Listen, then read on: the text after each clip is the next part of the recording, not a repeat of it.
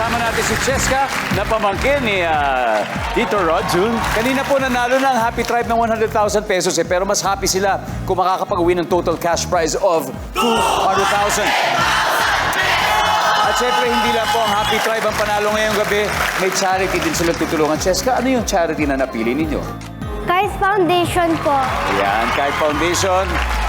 Si Rosano ay nasa waiting area, hindi tayo naririnig. Kaya Cheska, it's time for fast money. Para manalo ang team nyo po, kailangan makapag 200 points or more kayo para mauwi ang additional 100,000 pesos. So meron po akong 5 questions para sa'yo at kailangan mo siyang sagutin within 20 seconds. Pero kung hindi ka sure, pwede ka mag-pass. Okay? Babalikan natin yan kung may oras pa. Magsisimula lang ang timer, Cheska, ha? Paglabas ng first question pagkatapos ko siyang basahin. Okay? Good luck, Cheska. Give me 20 seconds on the clock, please. Ayon sa mga narinig o nabasa mong kwento, name something na makikita raw sa heaven. Go. Mga angel. Mga angels, body part na madalas mong kagatin. Body part. Kamay. Ilan ang gusto mong kapatid? Isa lang. Magbigay ng hayop na mabilis tumakbo. Kita. Name something na nagtatago sa dilim. Bat. Let's go, Cheska. Here. Cheska, ayon sa mga narinig ko na babasa mong kwento, name something na makikita mo raw sa heaven. Ang sabi mo ay angels. Ang sabi ng survey sa angels ay, yes. Body part na madalas mong kagatin. Ang sabi mo, kamay. Ang sabi ng survey sa kamay ay, wow. Ilan ang gusto mong kapatid? Sabi mo, ay isa. Survey says, wow. Now, magbigay ng hayop na mabilis tumakbo. Cheetah, ang sabi mo. Ang sabi ng survey ay, meron. Something na nagtatago sa dilim. Sabi mo, bat. Ang sabi ng survey, yes. 111.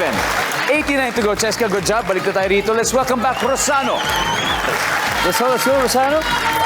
Hello, Rosano. All right. Good news. Cheska got 111 points. Okay, Rosano. Ibig sabihin, 89 na lang ang kailangan mo. All right? Madali na yan. Because you have to reach 200 points to get the additional 100,000 pesos. Now, meron akong 5 tanong which you have to answer within 25 seconds. At this point, makikita ng viewers ang sagot ni Cheska. So, give me 25 seconds on the clock, please. Good luck.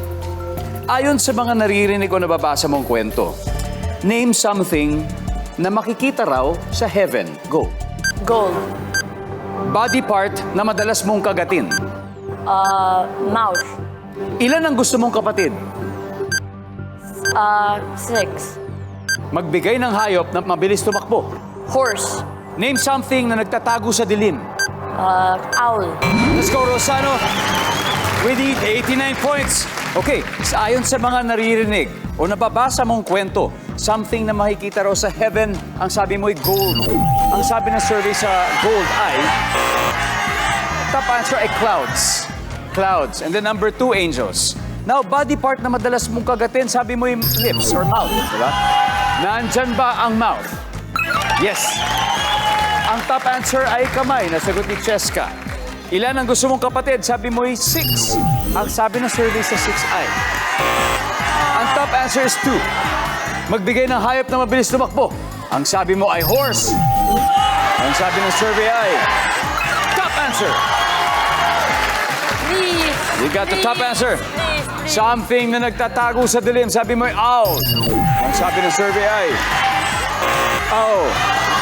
It's okay. Ang top answer, multo, but congratulations, you still won 100,000 pesos. Rosano, yeah, still a good job. All right, congratulations, Rosano. Mommies, daddies, titos, titas, please join us. Galing, di ba? I hope you all had a great experience.